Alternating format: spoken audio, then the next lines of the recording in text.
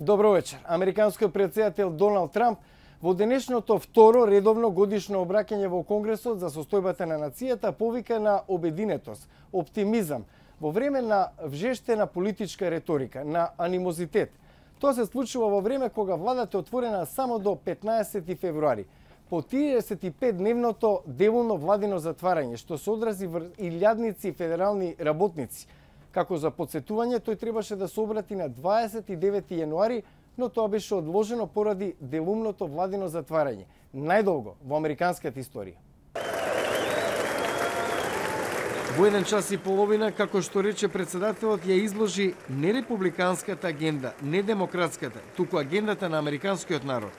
It's the agenda of the American people. По 24 месеци економијата е лидер во светот. Нашата армија е најмокна во светот. Америка победува секој ден.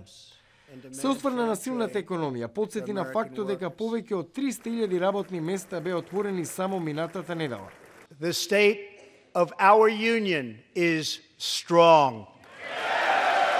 Состојбата на нацијата е силна, нагласи Трамп и доби силен аплауз во Конгресот, истекнувајќи дека економијата е вибрантна, силна како никогаш досега.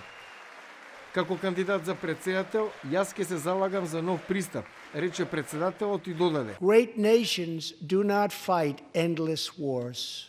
Големи нации не водат бесконечни војни. Нагласи ќе ги доуништи остатоците од исламската држава и од тие време храбрите американски војници од Сирија да се вратат дома. It is immoral to allow politicians to harm women and families to advance a political agenda.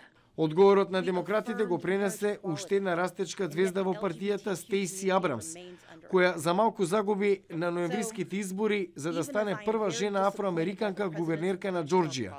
Рече дека соништата на американските семејства се урнисани од републиканското лидерство кои што ги игнорира реалните проблеми во животот или едноставно не ги разбираат, како што потсети.